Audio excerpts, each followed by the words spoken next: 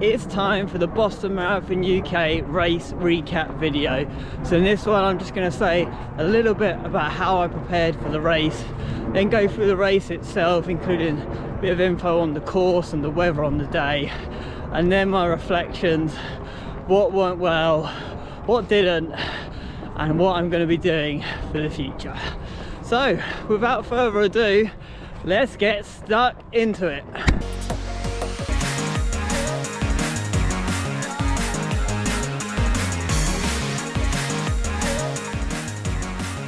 Hello, I'm Nick. This is NRG Runs. They are my initials. So if you're new to the channel, hello.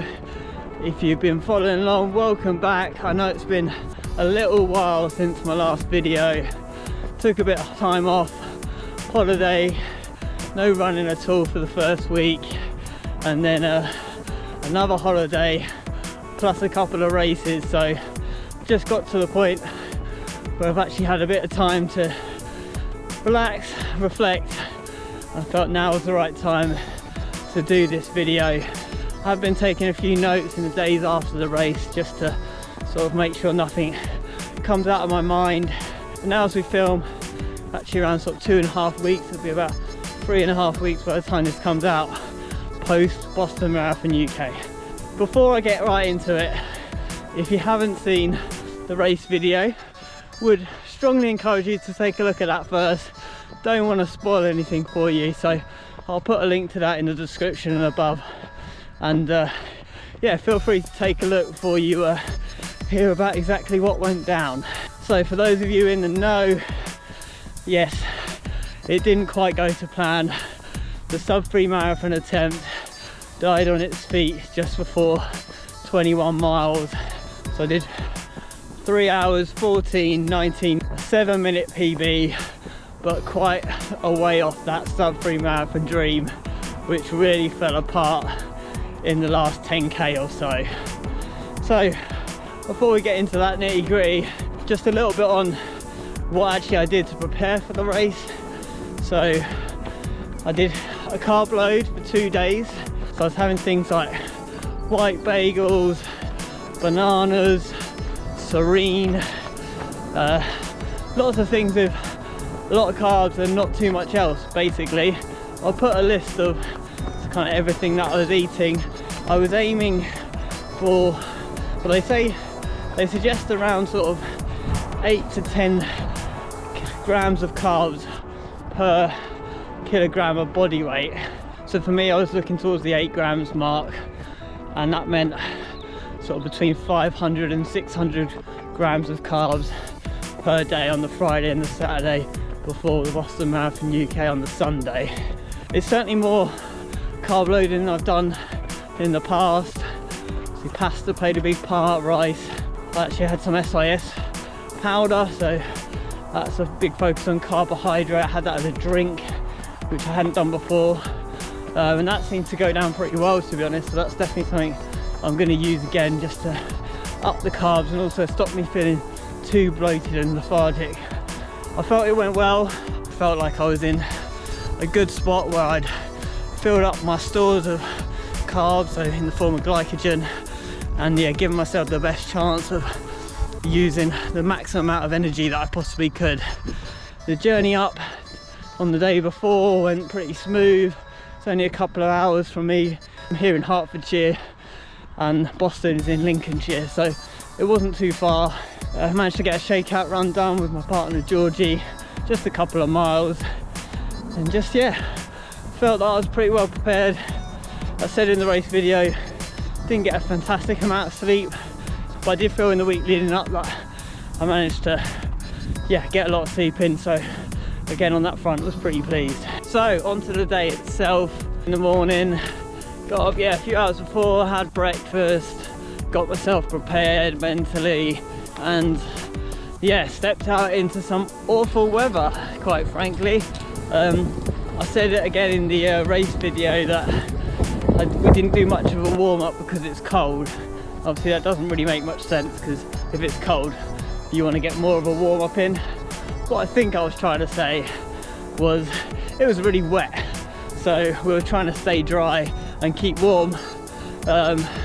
So yeah, we probably got in maybe half a mile or so. I would have liked to maybe do a bit more, sort of 8 to 10 minutes, maybe up to a mile.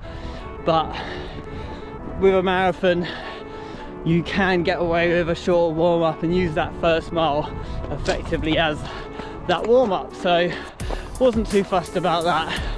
Certainly don't think it had any ill effects on my race. From there, it was race time, so I was in my Nike Alpha Fly 1s. So I had a fresh pair which I'd literally done, I think it was 3 miles in, just to test them again. But I'd worn another pair for about 200 miles, so knew that they worked for me, was happy with them as a choice. And yeah, they just give me a bit more support than my Nike Vaporflies. So they were the shoes of the day. In terms of nutrition, had 7 SIS gels on me, 25 grams in each gel, and then I had some electrolyte tablets, choose as well to take. So that's what I had on me. I was wearing shorts that I'm wearing now, which are Kit Run trail shorts from Decathlon in the UK. Got loads of pockets, really light, really comfortable, and just yeah, means you can get all your nutrition, and in my case a GoPro in a little pocket as well. So yeah, that was really handy. Bit of info on the course. So you start off in Boston itself, and the first couple of miles you're just going through. Fortunately, the weather at this point, it wasn't too much rain, and in those early miles you get a bit of protection from the wind. But I think it's probably mile 2, mile 3, you're then out into the open countryside roads, and it's completely exposed out there. This isn't any surprise to me. I knew what I'd signed up for in that respect. But yeah, the wind was pretty strong, so anytime you had it blowing against you, you did really notice. So setting off with Mike, plan was always to run with him, and yeah, we said we would just ease ourselves in. So first mile is actually 6:55, so a tiny bit below that kind of sub-3 marathon pace of 6:50 a mile or 4:15 a kilometre. No dramas, rather it that way round than go off too fast. And yeah, we just settled in.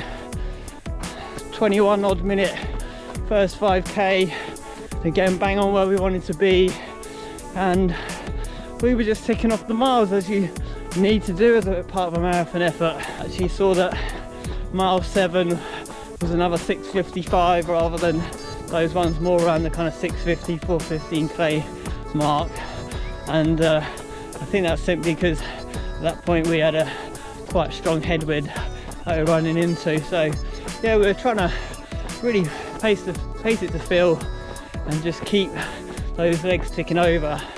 Mike sadly had a few issues early on in the race.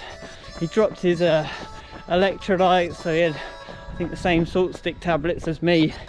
He dropped them, but it wasn't a hot day, so we weren't too worried. I said I was happy to share mine. I had a few extra than I actually needed, so yeah, no real issues there, but obviously not ideal. And then he also was having a bit of trouble with his shoe, so he stopped at one point to try and sort that out as well. So I was just thinking in my head at that point, like, oh, that's the last thing you need, is just those little extra things that aren't going as you want to. Mike went on to do a 2:59, kept that pace all the way, so I think it just makes it even more incredible that he had a few things working against him, well, many things working against him when it came to the weather, and he still got it done. So that was awesome. But yeah, back to early parts of the race.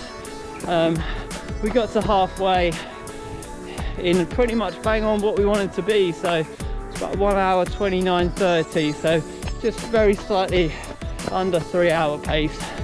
But whoa, as I nearly slip on a bit of muddy trail. Just to say, I'm actually out in the countryside around Baldock today. You may actually recognise some of this from my very first video I did when I said I was starting the channel back in October 2023. So I thought it'd be nice to, now it's bit lighter evenings again, and in the main a bit drier. Nice to come out onto this summer route.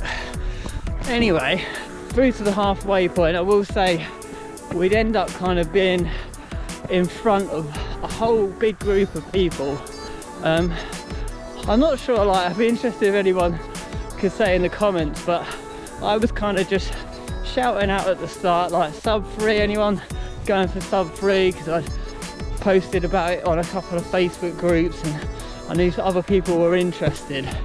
But I did wonder whether people actually thought I was a genuine pacer, because everyone seemed to be sitting behind me and Mike, and to be fair, you know, we were running, you know, pretty consistently, so it, you know, would have made sense for others to kind of tuck in, but when you're facing the wind for most of the time, it's obviously a bit of a struggle, and I was really keen where possible to kind of work together with other people. So yeah, that didn't really work out so much, but again, we're running the pace we wanted, so no complaints on that front.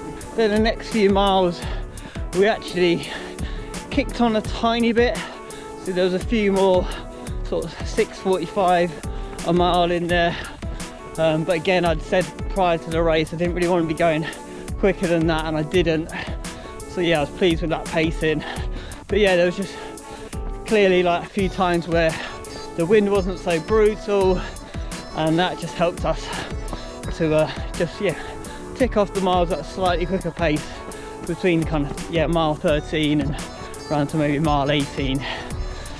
Now, I will say at this point that pretty much the whole time we were dealing with massive amounts of water in the road, lots of flooding, and so over the first few miles you'd obviously try and jump over the big puddles and try and keep your feet dry, but it, to be honest, became impossible. It's obviously it's always a risk of falling over or pulling something if you're doing any kind of major movement, so you just kind of had to grin and bear it in the end. My alpha flies were super breathable, so they did dry out pretty quickly, but obviously over time you just kind of get to a bit of a saturation point where your feet are just getting wet all of the time. But I was ploughing on, quite happy, to be honest. Next big point was actually getting to see Georgie. So she'd gone and done the 10k. She's got a new PB of under 45 minutes, so that was awesome. She shouted out when we saw her about that, which was such a boost. But yeah, she managed to get out of the course around mile 18. So I remember sort of getting to mile 16 and thinking, only a couple more miles, then I get to see Georgie. Got there, saw her, as I say, she told me the good news. I shouted out that we were on pace, not sure if she actually managed to hear that, but yeah, it was going really much to plan. Then it all happened very quickly, but I remember sort of around 20.5 miles, suddenly just my legs just feeling a little bit heavier, a little bit tighter, and for the first time I actually tucked in behind Mike, and we were sort of just 5 seconds off the pace, so 6:55, but I could just feel something in my leg. I was like, I just need to ease slightly, see what happens.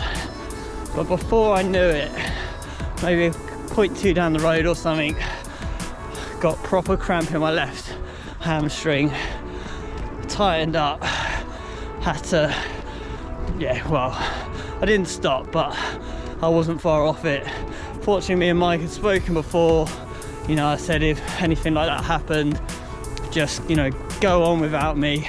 He was planning to run it by himself before I signed up, so didn't want to in any way jeopardize his race. So I was so pleased he just continued as he was. I had to slow down, let the cramp ease. I've been having all my gels to this point. Yeah, I've been trying to average about sort of 50 grams of carbs an hour. Did manage to drop my electrolytes like Mike. I think that was about mile 16. But again, I don't think that was the reason for the cramp a few miles later. Personally, I've been having them sort of with every gel up until that point. So first of all, it dropped that mile 21 to into the low 7s because it happened quite late into that mile. Then the low 8s for the following mile, and then sort of getting into mile 22, 23, my body just really started to seize up. I think what happened was I started to get a bit cold. I wasn't running as fast. The rain was pouring down again. I had a vest because I always get hot in races, but because I was running a lot slower, I just wasn't generating that body heat. And yeah, that was starting to have an effect. The wind as well, that I mentioned, was a problem. And yeah, that wind just got super brutal, and yeah, you're running into it really badly at that point, and my whole body, as I said, just seized up. Couldn't feel my feet, they were numb. And I think the thing with super shoes is they want you to run fast, so when you can't run fast, I feel like, yeah, they're kind of acting against you then. Like, I was just pounding down on the pavement with just no momentum, and yeah, it felt pretty horrible, to be honest. There was no point that I felt like I needed to walk, that I couldn't run, but every time I tried to pick up the pace a little bit, just again this stiffness seizing up.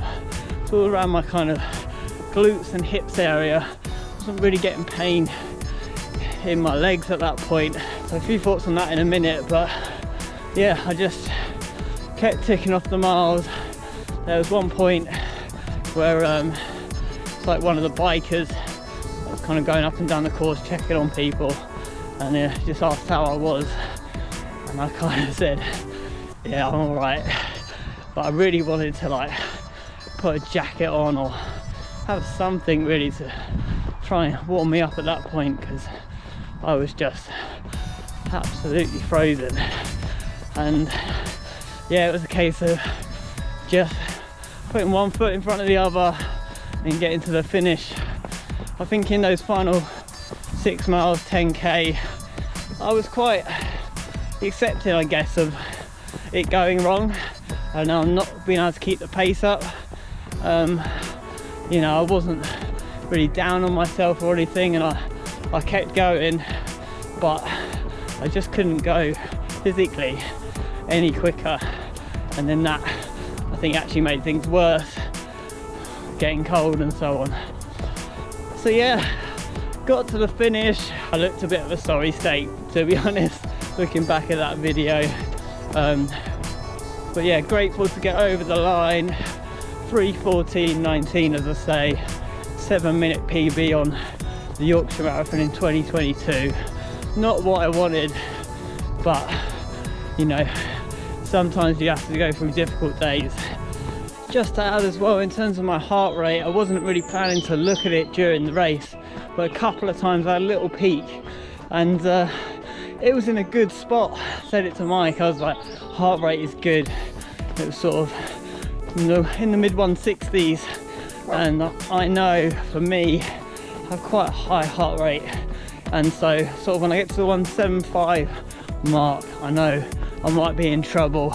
That's kind of where I maxed out at the half marathon until the right at the end, and so it was always in looking pretty controlled, and I felt that in myself. I felt fit, I felt aerobically strong, so it wasn't that kind of level of fitness for me that caused the issue. It's just my body wasn't adapted to the rigors of the marathon, and you know, I can be really proud with the way that I ran for the best part of 21 miles. The pacing was perfect pretty much, and I couldn't finish the job, but as I said, so glad Mike did it, so glad Stuart did it, and everyone else that had a great race. Hats off to you, because that weather conditions were just brutal, and if you can do it in something like that, then what does that say about what you can do in perhaps more favourable conditions? So well done to you guys. Just wanted to say a massive thank you for all the comments after the marathon on YouTube, on Strava, on Facebook. Really do appreciate all the love, and yeah, it's very kind, and yeah, it means a lot to me, so thank you for that. I'm gonna just give you a few of my reflections in terms of what went wrong, what I want to change ahead of the next marathon block. So I think the first thing to say is this was never intended as my marathon block. So for those of you not aware, I've always been targeting an October marathon, which has already been booked and is at Abingdon in Oxfordshire in the UK. And so it was only actually after I did an Essex 20-mile race, and it went so well that I just thought, why not give a spring marathon a go? So I really only had about 6 weeks of marathon specific training, but that was including the taper, so actually not really, maybe 4 weeks really. And so with that in mind, I put in some more marathon pace work. I was doing those on a Thursday, and then I was trying to build the mileage up on my long runs over the weekend, and again putting some marathon pace in that as well, because prior to that I'd been focusing on the half marathon, and so I hadn't done a huge amount of marathon specific training. Again, got in a few big mileage weeks in that time, but I knew that my body wasn't properly conditioned for the marathon, and it could fail me on the day, and so it proved.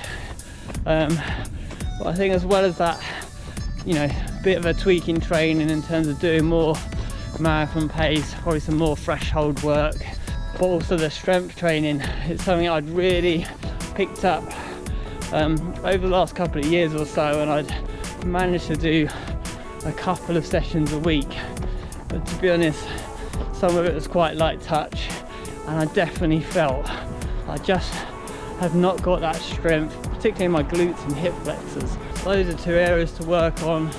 I also think my carb intake, I feel like I've always had a really high metabolism, and I just burn through things really quickly, so I would like to change gels and actually have something with a little bit more carbs in, because when you're carrying 7 gels but they only have 25-26 grams of carbs, then it's not the most efficient way of taking the fuel. So I'd like to try and up that a bit, but also lower the number of gels perhaps that I need to take. And I know it's different for different people, but I just didn't have enough time to really test that in training and see what my tolerance was. So that's something again that I'm looking at mixing up for next time. And I say next time, but truthfully it's not that long until we get back into a proper block. So in terms of what's coming up, the next couple of videos you'll see I did a very hilly trail coastal run in North Devon, which was just under 2 weeks after I did the marathon. Probably not ideal, but yeah, decided to still give that a go. I dropped down from the marathon and did the 10k, so see how I got on in that one. And then the summer for me is synonymous with the Hertfordshire Midweek League, which is a series of predominantly road races around the county and beyond, and it's where lots of running clubs get involved, and so just going to be doing a bit of filming of them and showing you how I get on in those races, which are usually around 10k, 6 mile mark. So yeah, then obviously it's getting back into a proper block, sort of 18-20 minutes out from the marathon, and yeah, building it up slowly, incorporating some proper strength training which I talked about, and then yeah, going from there really. So that is it for this one. If you like the recap, got something out of it, please do give the video a like. Consider subscribing to my channel if you want to follow me as I step into a block of sub-3 marathon training. Get involved, follow me on Instagram and Strava if you're interested, and I will see you on the next one. Cheers.